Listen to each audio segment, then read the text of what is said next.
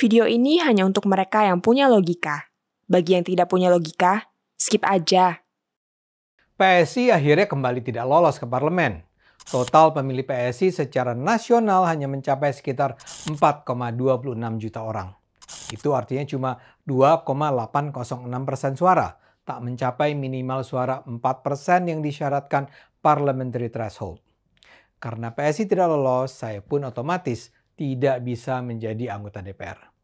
Di daerah pemilihan saya, yaitu di Jakarta Selatan, Pusat, dan luar negeri, ada 54.000 orang yang memilih saya.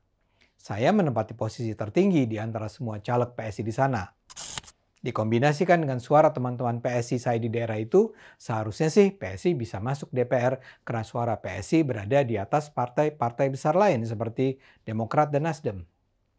Tapi ya tadi, karena PSI nggak lolos parliamentary threshold, saya pun tidak bisa jadi anggota parlemen. Apakah saya bersedih? Kalau bersedih sih tidak. Tapi ya jelas ada perasaan kecewa. Sebetulnya saya tidak terlalu risau apakah saya bisa masuk DPR atau tidak. Buat saya yang paling saya harapkan PSI bisa masuk ke DPR. Saya adalah pengagum anak-anak muda PSI yang ingin mengubah Indonesia.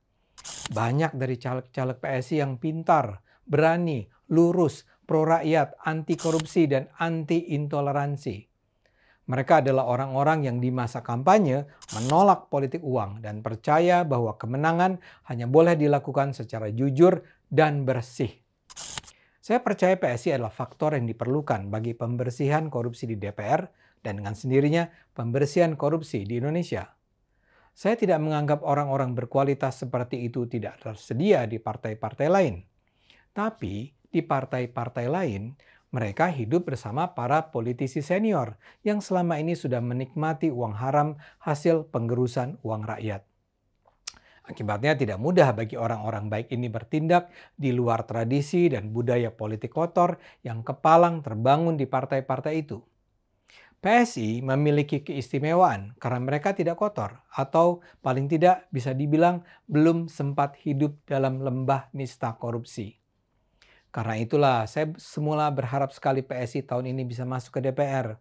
Saya berharap PSI di pusat akan menjalani peran seperti PSI di DPRD DKI selama ini.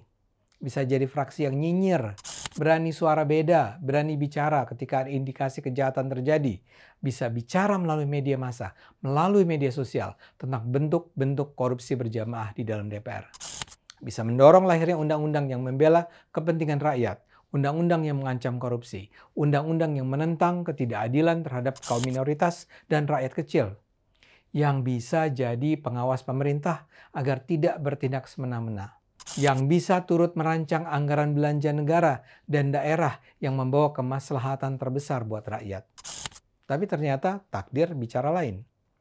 Tuhan rupanya belum mau mengizinkan PSI masuk DPR. Tuhan masih punya rencana lain. Saya tidak tahu apa, tapi saya percaya apapun yang diputuskan Tuhan adalah yang terbaik bagi PSI, bagi saya, dan bagi seluruh rakyat Indonesia. PSI berdiri dan berjuang dengan niat baik. PSI berjuang bukan untuk memperkaya diri, melainkan untuk kepentingan masyarakat luas.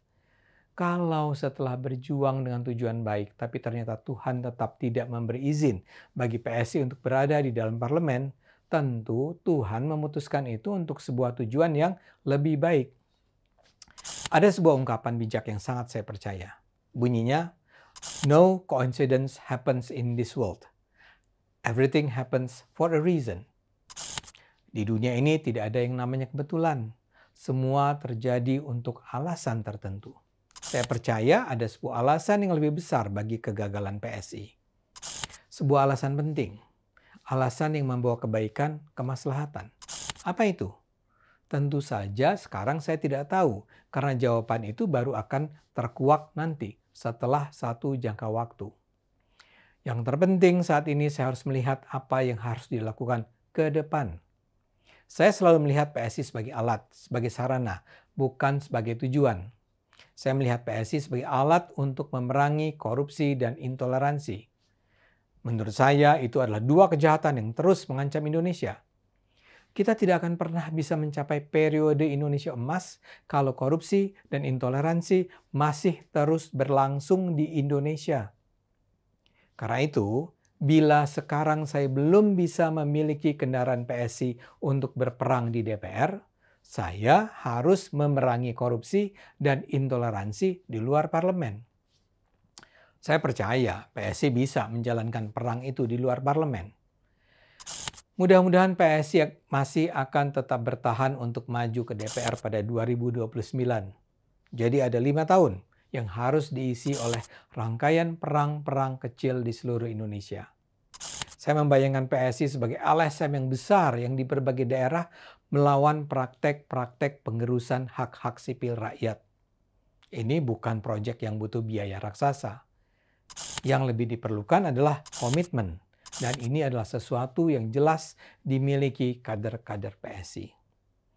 Kelemahan PSI dalam 5 tahun terakhir adalah kehadirannya tidak dirasakan oleh masyarakat luas. Sehingga ketika mereka hadir kembali sebagai kontestan, masyarakat belum mengenalnya atau belum melihat PSI sebagai sebuah kebutuhan. Saya percaya 5 tahun ke depan ada cukup banyak waktu untuk menawarkan PSI kepada rakyat. Seperti saya kutip tadi, everything happens for a reason. Mungkin Tuhan ingin agar kader-kader PSI dengan giat terus berjuang meski tidak dengan iming-iming kesejahteraan yang akan diperoleh kalau mereka jadi anggota DPR. Mungkin Tuhan ingin menerapkan seleksi alam. Kader-kader yang lemah akan tersingkir sehingga hanya mereka yang bermental baja yang bertahan. Sehingga pada akhirnya yang tetap menjadi anggota PSI hanyalah mereka yang terbaik. Perjuangan PSI untuk mensejahterakan Indonesia masih panjang dan tak ada sedikit pun alasan untuk kehilangan harapan, apalagi putus asa. Ayo gunakan akal sehat, karena hanya dengan akal sehat Indonesia akan selamat.